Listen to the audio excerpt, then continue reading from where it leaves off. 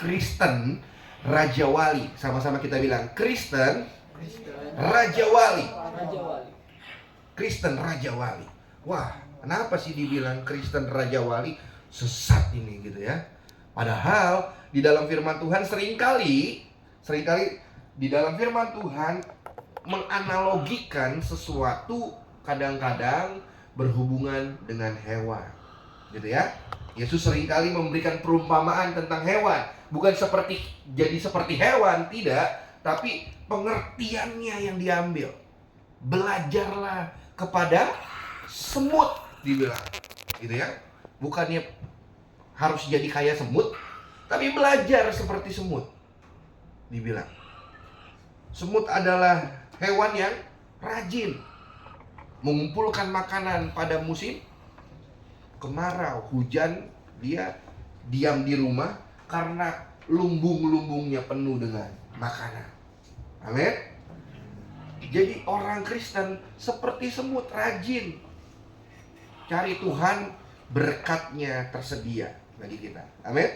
Nah, hari ini kita belajar tentang Kristen Raja Wali. Mungkin dari minggu-minggu pertama sampai minggu terakhir, ayat ini sering kali kita dengar, ayat ini sering kali kita sebut, gitu ya. Kita baca sama-sama Yesaya 40 ayat yang ke-29 sampai yang ke-31. Yesaya 40 ayat yang ke-29 sampai yang ke-31. Ayat yang sangat familiar, yang sering kali sudah kita dengar dalam firman Tuhan. Sudah ketemu? Amin. Saya akan bacakan. Bapak Ibu Saudara boleh baca dari Alkitab masing-masing di tempat duduknya. Saya akan bacakan Yesaya 40 ayat 29 sampai yang ke-31. Dia memberi kekuatan kepada yang lelah dan menambah semangat kepada yang tidak berdaya. Perhatikan di ayat bagus banget. Dia memberi kekuatan kepada yang lelah dan menambah semangat kepada yang tidak berdaya. Orang-orang muda menjadi lelah dan lesu, dan teruna-teruna jatuh tersandung. Ini ayat 31 yang paling bagus. Tetapi orang-orang yang menanti-nantikan siapa? Tuhan, mendapat kekuatan baru. Mereka seumpama Raja Wali yang naik terbang dengan kekuatan sayapnya. Mereka berlari dan tidak menjadi lesu. Mereka berjalan dan tidak menjadi lelah. Ini ayat seru, keren banget. Seringkali firman Tuhan menggunakan contoh dari dunia. Salah satunya binatang. Ya, dari dunia manusia ke dunia binatang, gitu ya. Tadi saya sudah kasih tahu bahwa ada firman Tuhan berbunyi, belajarlah seperti semut. Dan hari ini kita belajar Kristen Raja Wali. Kenapa sih diumpamakan sebagai Raja Wali? Tahukah Bapak Ibu Saudara bahwa Raja Wali adalah raja dari semua burung? Amin. Namanya aja Raja Wali. Raja Wali adalah raja dari segala burung yang terbang di udara. Dia adalah burung yang paling keren, paling kuat, paling gagah, yang paling tidak ada tandingannya. Di antara semua burung, yang paling hebat siapa? Raja Wali. Bukan burung pipit, bukan burung gagak, gitu ya. Apalagi burung hantu, gitu ya. Bukan. Tapi siapa? Raja Wali. Sama seperti kalau di darat, raja hewan yang ada di darat siapa? Singa. Karena dia raja hutan, dibilang, gitu ya. Jadi kalau di darat adalah singa, firman Tuhan juga bilang, Yesus sama seperti singa dari Yehuda.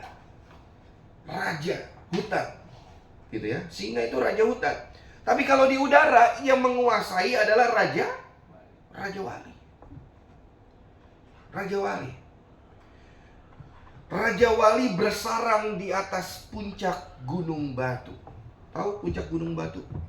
Puncak Gunung Batu adalah gunung yang paling tinggi di atas awan. Jadi puncaknya gunung batu. Itu sebabnya kita baca lagi Ayub.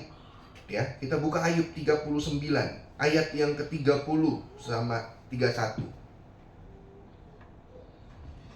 Firman Tuhan bilang begini, ia diam dan bersarang di bukit batu, di puncak bukit batu dan gunung yang sulit didatangi. Gunung batu tuh sulit didatangi manusia loh, karena dia berada di puncak yang paling tinggi. Tadi dia bilang, ia diam, Raja Wali diam dan bersarang di bukit batu, di puncak bukit batu dan gunung yang sulit didatangi. Dari sana ia mengintai, mencari mangsa, dan dari jauh matanya mengamat-ngamati, anak-anaknya menghirup darah, dan di mana ada yang tewas, disitulah dia ada. Jadi Kristen Raja Wali adalah orang yang berlindung di tempat yang maha tinggi. Yang setuju katakan amin. Bukannya kita nyembah gunung batu, bukan. Raja Wali memang tinggal di gunung batu yang paling tinggi, di puncak yang sulit didatangi. Tapi istilah yang kita bisa adopsi di dalam hidup kita, orang yang mau jadi Kristen Raja Wali, dia adalah orang yang harus berlindung di tempat yang maha tinggi, yaitu di gunung batu. Tempat yang paling tinggi, gunung batu diumpamakan seperti Tuhan Yesus. Amin. Gunung batu itu Yesus. Dia berada di hadirat yang paling tinggi. Dibilang ayatnya sulit didatangi. Ayat-ayat lain berkata bahwa Yesus gampang ditemukan. Tapi dalam istilah ini, gunung batu itu sulit didatangi. Kenapa? Karena ada banyak orang jadi Kristen tapi malas datang ke Tuhan. Itu sebabnya dibilang sulit didatangi. Cuman burung Raja Wali yang bisa terbang di atas puncak bukit gunung batu. Gak ada lagi burung yang lain. Itu sebabnya hari ini firman Tuhan jelas bilang, jadilah Kristen Raja Wali. Jangan jadi Kristen burung pipit atau burung emprit gitu ya. Tapi jadi Kristen Raja Wali. Karena kalau engkau jadi Kristen Raja Wali, engkau gampang untuk menemui Kristus, gampang berada di tempat yang maha tinggi, gampang berada di hadiratnya Tuhan. Kenapa? Karena kita adalah Kristen Raja Wali. Kristen Raja Wali itu nyembah Tuhan, hatinya sukacita. Apa yang dari dalam terpancar keluar. Amin. Kalau engkau nyembah Tuhan, jangan peduli kanan kiri, depan belakang. Urusan kita dengan Tuhan, sukacita kita nggak tergantung dengan situasi dan kondisi. Mau di rumah kerjaan masih banyak, di rumah masalah masih banyak, tapi ketika engkau nyembah Tuhan, penyembahanmu tidak pernah tergantung dari segala situasi dan kondisi yang engkau sedang alami. Amin. Kalau engkau sedang sakit, penyembahanmu enggak tergantung dari rasa sakitmu, tapi penyembahanmu karena engkau sadar ketika engkau sampai di tempat yang maha tinggi, di situ ada keamanan, di situ ada perlindungan, di situ engkau baru bisa melihat segala sesuatu yang indah yang Tuhan sudah sediakan di dalam hidup kita. Amin. Itu Kristen Raja Wali. Firman Tuhan lainnya bilang, aku melayangkan mataku ke gunung-gunung. Dari manakah datangnya pertolonganku? Kata siapa? Kata Daud. Dari manakah datangnya pertolonganku? Ketika engkau ada di bawah, engkau melihat gunung-gunung sangat tinggi, itu bagaikan sebuah masalah di dalam kehidupanmu. Sakit penyakitmu itu diumpamakan kayak gunung-gunung yang tinggi. Daud pada saat itu masalahnya lagi banyak. Itu sebabnya kan Daud dibilang adalah orang yang menyenangkan hati Tuhan. Tapi orang pemuji, salmis bahasa Ibraninya. Daud punya gelar psalmis, artinya pemazmur. Itu sebabnya mazmur ditulis oleh Daud, gitu ya. Isinya pujian dan penyembahan Tuhan. Bukan berarti pemazmur gak punya masalah. Bukan berarti pemazmur luput daripada persoalan. Bukan berarti pemazmur tidak punya sakit penyakit. Daud punya masalah. Tapi ketika dia punya masalah, karena dia orang yang selalu menyenangkan hati Tuhan, dia tetap masih bisa nyembah Tuhan. Dia melihat kayaknya udah gak ada jalan dalam hidupnya. Melayangkan matanya ke gunung-gunung yang tinggi, Tuhannya gak kelihatan. Dari mana Tuhan datangnya pertolongan saya? Kalau kita ada di darat, kita gak bisa melihat Tuhan. Yang cuma bisa kita lihat adalah gunung-gunung yang tinggi. Masalah demi masalah, nggak habis-habis masalah. Masalah satu baru selesai, masalah lainnya muncul. Ini orang yang ada di darat, orang yang tidak pernah tinggal di dalam Tuhan. Masalahnya akan selalu melihat gunung-gunung yang tinggi.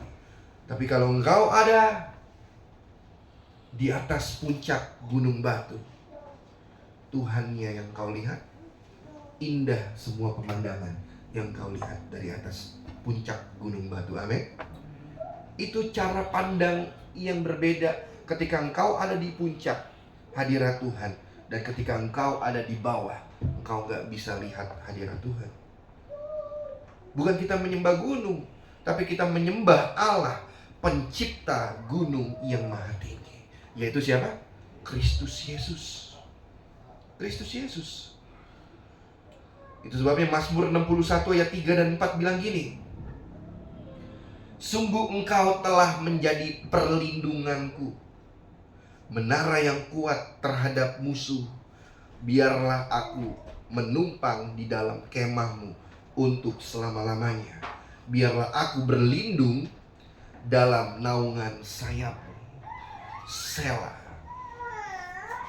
Berlindung dalam naungan sayapmu.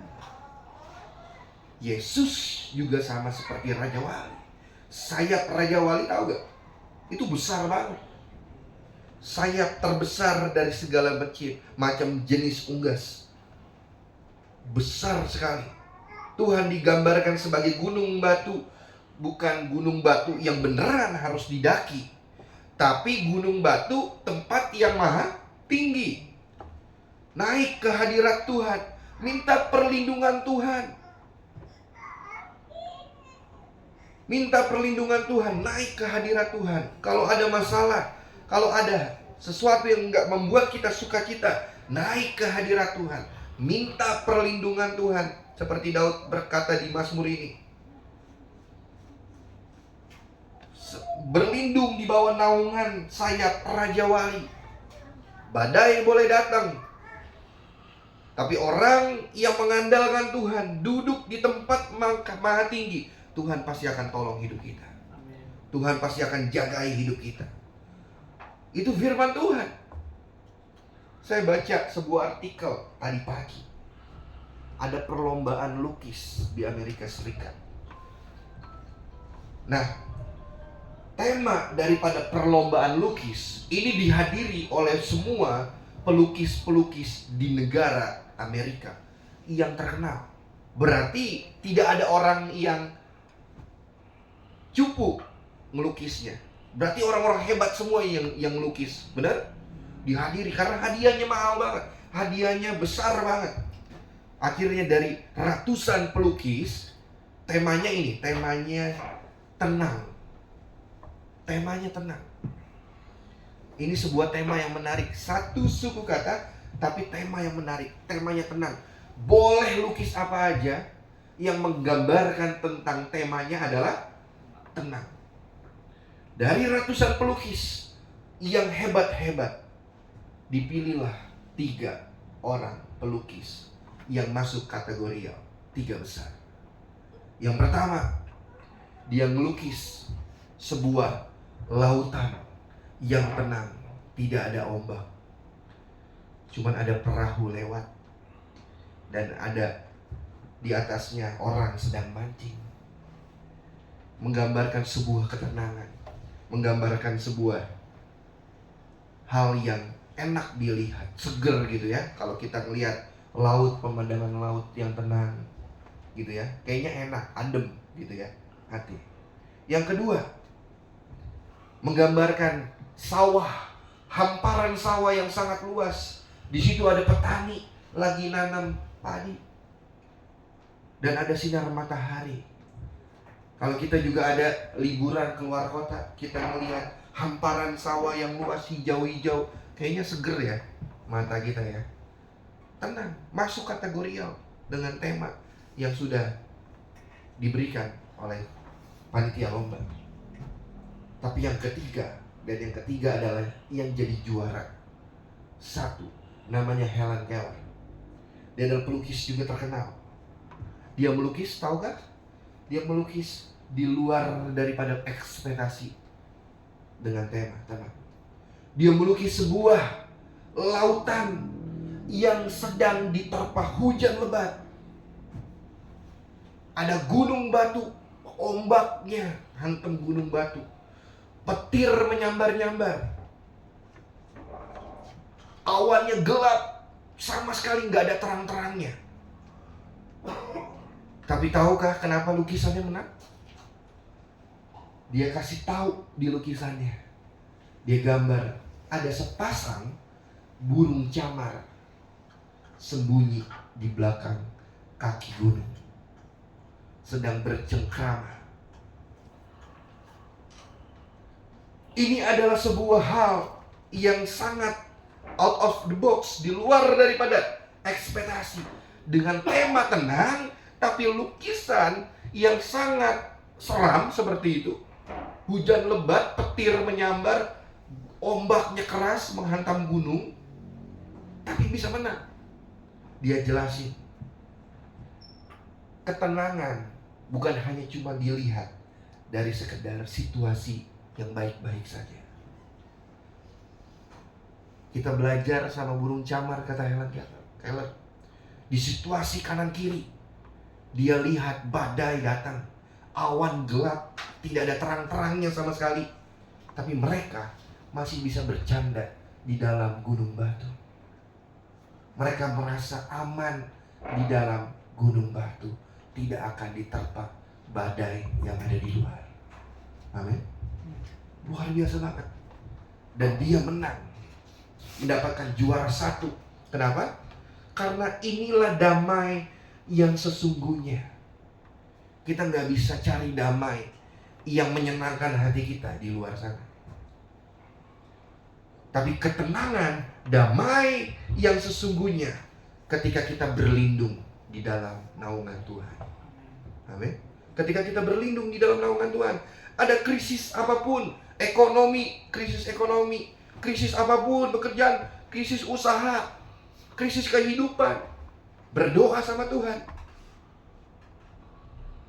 Minta Tuhan mampukan kita supaya sama seperti Raja Wali, kita terbang di atas badai persoalan kita. Tadi lagunya jelas bilang, ku kan terbang tinggi bagai Raja Wali di atas segala persoalan hidupku. Dan aku percaya saat ku bersama Dia, bersama Yesus, tiada yang mustahil bagi siapa? Bagi Yesus, bagi Dia. Itu lagunya sangat menguatkan kita. Alkitab berkata bagai Raja Wali membumbung tinggi melintasi awan hitam. Saudara tahu, semakin Raja Wali diterpa oleh badai, awan gelap, petir menyambar-nyambar, hujan lebat, dia terbang semakin tinggi. Kenapa dia nggak terbang ke bawah, berlindung, menghindari badai? Enggak, dia terbang lawan badai, dia terbang semakin tinggi ke atas, benar-benar nantangin awan gelap. Saudara tahu kenapa? Karena dia semakin dia kuat terbang, nembus awan hitam. Setelah awan hitam, sudah gak ada lagi badai. Setelah awan hitam, dia bisa masuk ke dimensi udara, di mana dia bisa lihat fajar menyingsing, matahari. Amin. Itu Raja Wali. Dia punya mental di atas awan hitam. Selalu ada sinar matahari di atas awan hitam. Selalu ada pertolongan Tuhan di atas persoalan hidup kita. Kadang-kadang kita nggak lihat. Yang kita lihat, awannya gelap. Tuhan yang nggak kelihatan. Yang kita lihat, kayaknya badainya serem banget. Petirnya nggak berhenti-berhenti. Tapi saya mau katakan, Raja Wali, dia tahu di atas awan gelap ada sinar matahari yang membuat dia tenang. Amin. Saya seringkali ingat ketika naik pesawat. Siapa yang pernah naik pesawat terus dapat cuaca yang gak enak? Kalau kita naik pesawat, cuaca deras, tapi pesawat tersebut terbang juga makin tinggi. Semakin dia tinggi terbang, semakin dia hindari lepas dari cuaca yang buruk. Itu sebabnya ketika dia hantam tuh cuaca buruk, semakin tinggi dia terbang, ada namanya turbulensi. Dia menembus awan badai. Tapi setelah dia menembus awan badai, pesawat tersebut ada dalam mode tenang. Kenapa? Karena awan gelapnya udah lewat. Awan gelapnya udah lewat. Yang dia lihat, yang dia rasakan adalah sinar matahari yang memancar. Seperti itulah kalau kita terbang melintasi badai persoalan kita. Kita percaya bahwa sinar surya matahari memancar memberikan harapan baru di dalam kehidupan kita. Amin. Itulah yang Tuhan kasih di dalam kehidupan anak-anaknya, orang-orang percaya. Ada banyak orang gak bisa tembusin awan hitam. Ada banyak orang terbenam di bawah awan hitam, gak bisa melintasi masalah yang ada, sehingga mereka gak jadi orang-orang Kristen pemenang, jadinya pecundang. Salah satu tokoh yang dicatat di Alkitab sebagai Raja Wali ialah Daud. Ketika dia semakin besar masalahnya, dia semakin mengandalkan Tuhan dalam hidupnya. Semakin besar masalahnya, semakin dia gak goyah, karena dia tahu bersama dengan Tuhan dia cakap melakukan segala perkara. Itu Daud. Kalau kita baca di dalam 1 Samuel 30 juga, bagaimana seorang bangsa Amalek menjarah, menawan istri dan anak-anak orang Israel, serta membumi hanguskan Ziklag, kota Ziklag, yang pada saat itu tempat tinggal sementara bangsa Israel. Dalam kondisi orang kehilangan harta, orang kehilangan istri dan anak-anaknya, mereka sudah putus asa. Pimpinan mereka gak bisa lakuin apa-apa. Siapa pemimpinnya pada waktu itu? Daud. Gak bisa ngelakuin apa-apa. Kenapa? Karena bangsa Amalek jauh lebih besar, gak bisa buat apa-apa Daud. Itu sebabnya coba kita buka dulu 1 Samuel 30 ayat yang ke-6. 1 Samuel 30 ayat yang ke-6. Firman Tuhan bilang gini. Dan Daud sangat terjepit, dibilang, karena rakyat mengatakan hendak ia akan dilempari batu. Karena dia gak bisa buat apa-apa, rakyatnya pada kesel, mau lempari Daud pakai batu. Seluruh rakyat itu telah pedih hati, masing-masing karena mereka, karena anak laki-laki dan perempuan. Tetapi Daud menguatkan kepercayaannya kepada Tuhan Allahnya. Saudara tahu, dalam situasi jadi pemimpin yang gak enak, ketika orang-orang gak lagi pandang dia sebagai pemimpin, wajar. Kenapa? Karena anak-anak, istri, harta mereka semuanya dijarah sama bangsa Amalek. Daud gak lagi dapat penghormatan sebagai raja. Bayangkan situasi Daud. Pasti pada saat itu dia ngerasa nggak berharga sebagai manusia. Karena dia sebagai raja nggak bisa namanya menjaga setiap bangsanya. Dia kalah. Tapi ayat ini mengatakan, tetapi Daud menguatkan kepercayaannya kepada Tuhan Allahnya. Semakin kau ditekan, semakin kau diinjak, semakin gak ada harapan, semakin kuat kepercayaanmu di dalam Tuhan. Amin. Saudara tahu mahalan mana satu buah jeruk sama satu gelas jus jeruk? Mahalan mana? Jus. Kok bisa lebih mahal jus? Satu buah jeruk lebih murah dibanding satu gelas jus jeruk. Coba dicek. Kenapa lebih mahal jus? Karena jus melewati proses ditekan. Semakin buah jeruk ditekan, semakin hancur tuh jeruknya. Tapi dia mengeluarkan intisari jeruk yang enak buat dikonsumsi banyak orang. Amin. Kalau satu buah jeruk lebih murah, kenapa? Karena kita harus usaha buka dulu kulit jeruknya. Betul? Potekin dulu tuh buah jeruknya baru bisa dimakan. Belum lagi kalau ada bijinya. Kan gak mungkin bijinya kita makan. Kita pilahin bijinya, buang. Tapi kalau kita konsumsi satu gelas jus jeruk, beli lebih mahal, 10.000, 15.000. Karena dia mengalami proses yang namanya diperas. Semakin dia diperas, semakin dia sakit, semakin dihancurkan tuh jeruk, semakin banyak dia mengeluarkan intisari jeruk. Itu yang buat dia jadi mahal. Itu yang bikin dia jadi berharga. Sadarilah bahwa kita ini bukan anak ayam. Kita ini anak-anak raja wali. Sadarilah kita ini bukan anak ayam.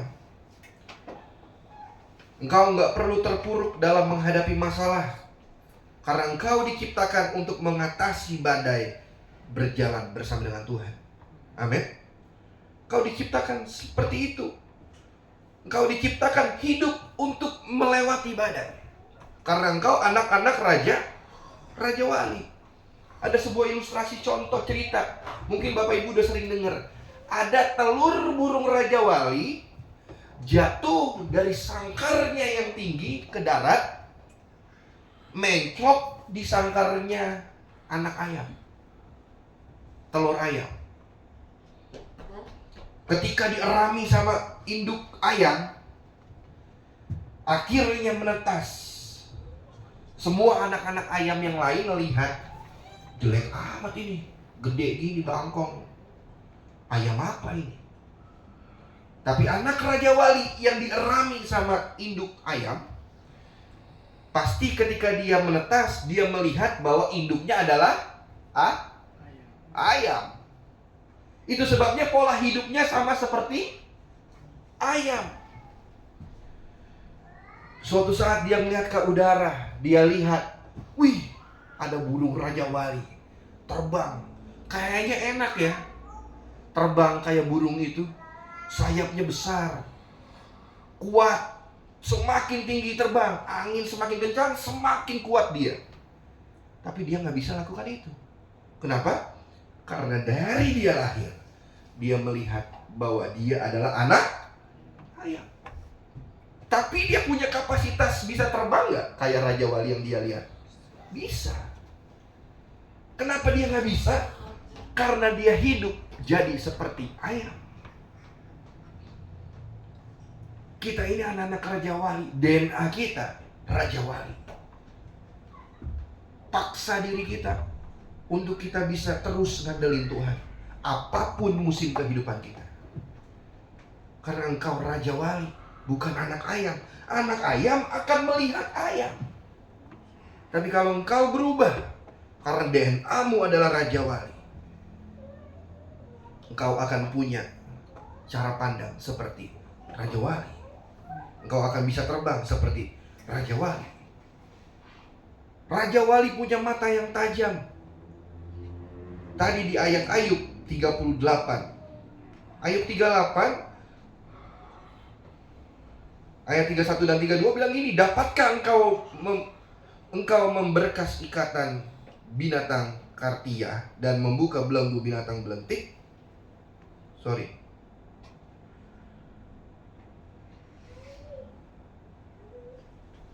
Dapatkah engkau menerbitkan minta kul berjuk pada waktunya dan memimpin binatang biduk dengan pengiring-pengiringnya?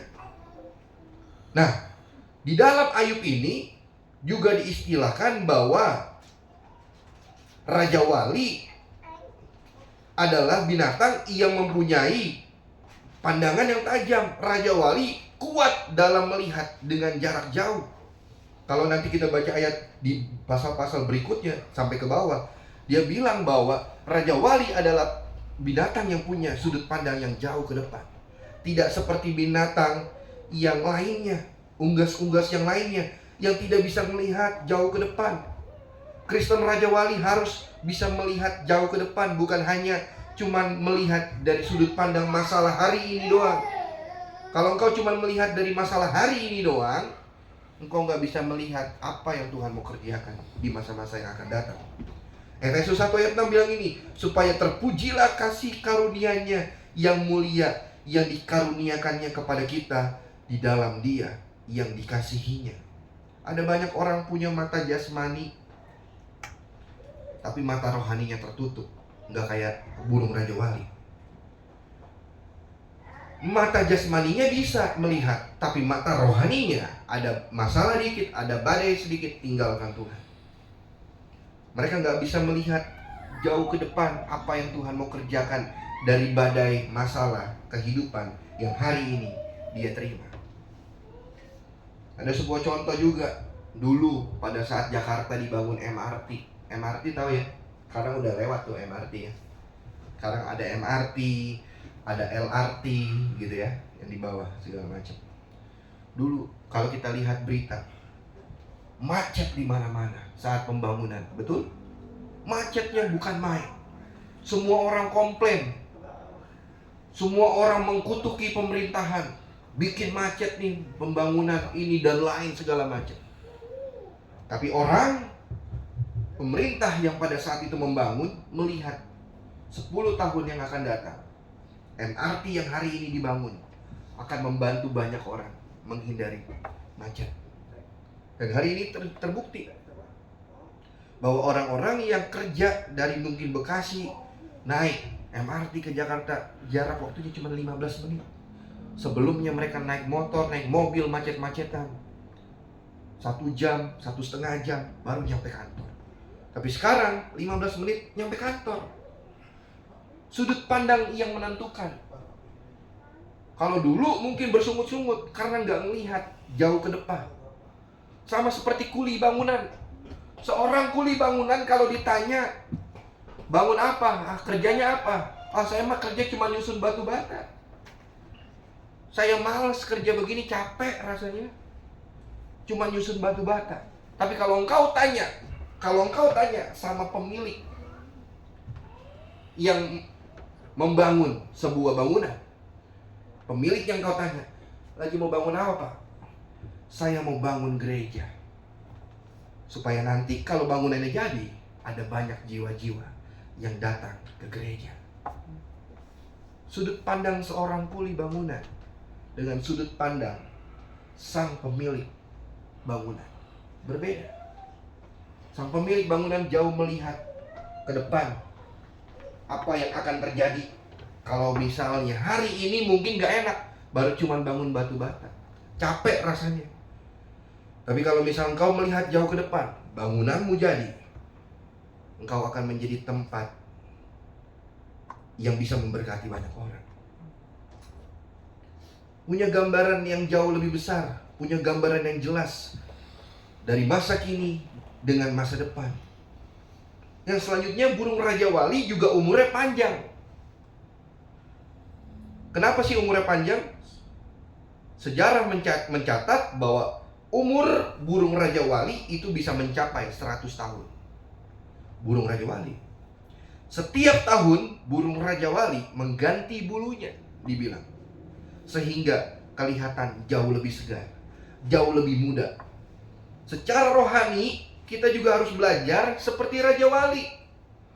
Umurnya panjang.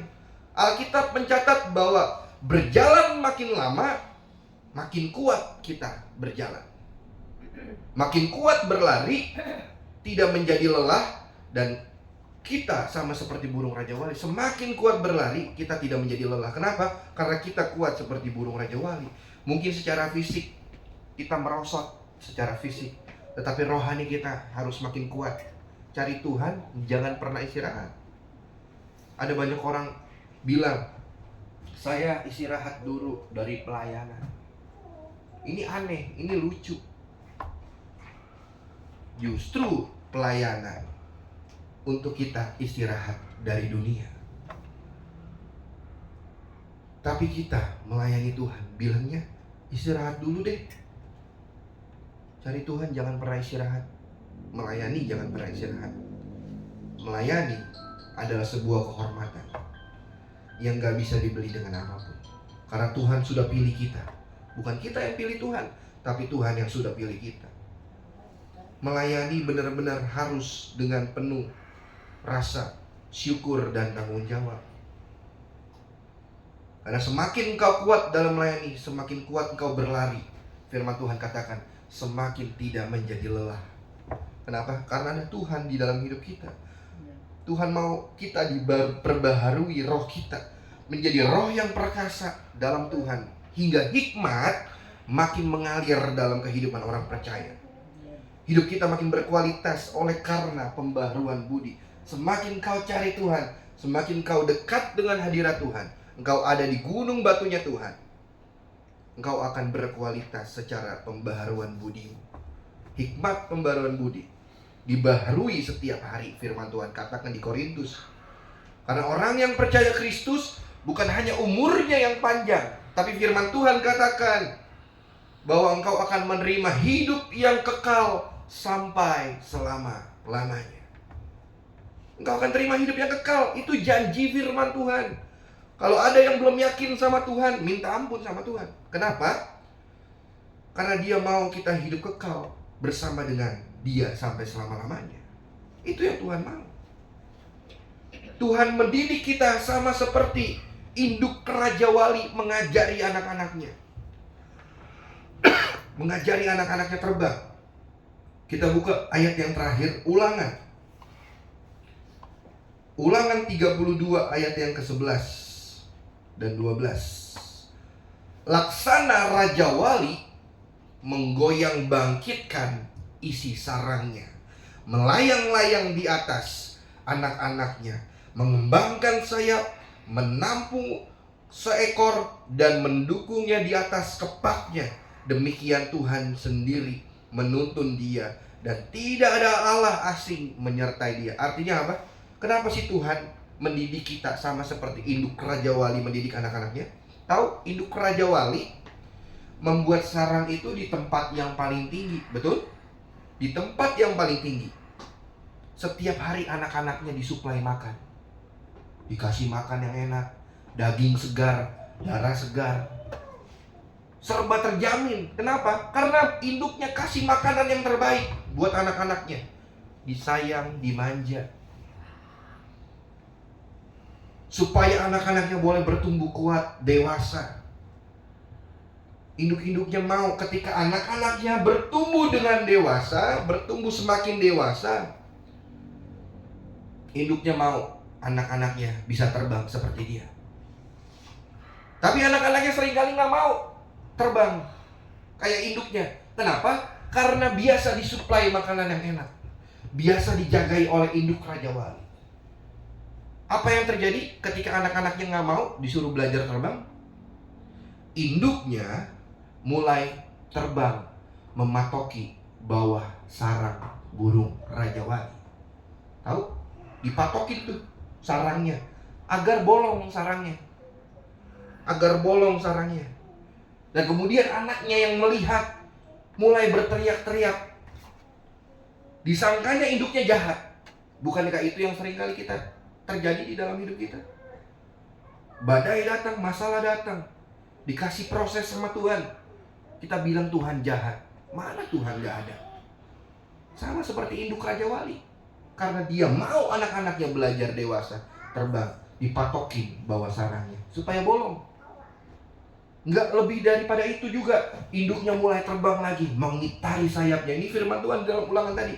Dia itarin sayapnya dengan sayap yang besar dan kuat. Dia kebaskan, dia bikin badai mengelilingi sarangnya. Ini Raja Wali. Dia bikin badai, angin dihembuskan ke sarangnya supaya sarangnya terkoyak-koyak, hancur sarangnya.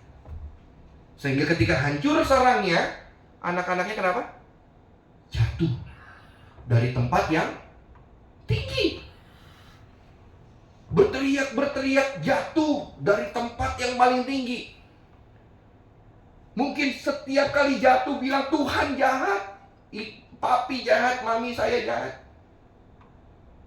Tapi setiap kali mau jatuh ke tanah, sang induk dengan cepat dia tangkap anak-anaknya. Dia bawa terbang lagi ke atas. Tidak dibiarkan tergeletak. Amin. Itu yang induk Raja Wali ajari sama anak-anaknya. Kemudian dia terbang lagi tinggi. Dia bawa lagi ke tempat yang paling tinggi. Lalu kemudian apa? Dia lepaskan lagi anak-anaknya. Dijatuhin lagi anak-anaknya. Supaya apa? Supaya anak-anaknya berlatih. Masalah yang terjadi selalu berurutan terjadi terus, dibiarkan terjadi sama Tuhan supaya kita makin kuat, sayapnya makin kuat. Sehingga suatu saat nanti kita bisa terbang sama seperti induk Raja Wali. Cari makan sendiri, semakin kuat, semakin bisa terbang tinggi. Kenapa? Karena diajarin sama induknya. Awal kali mungkin kita lihat induknya jahat. Awal kali ketika kita mengalami proses, mungkin kita bisa menilai bahwa Tuhan jahat.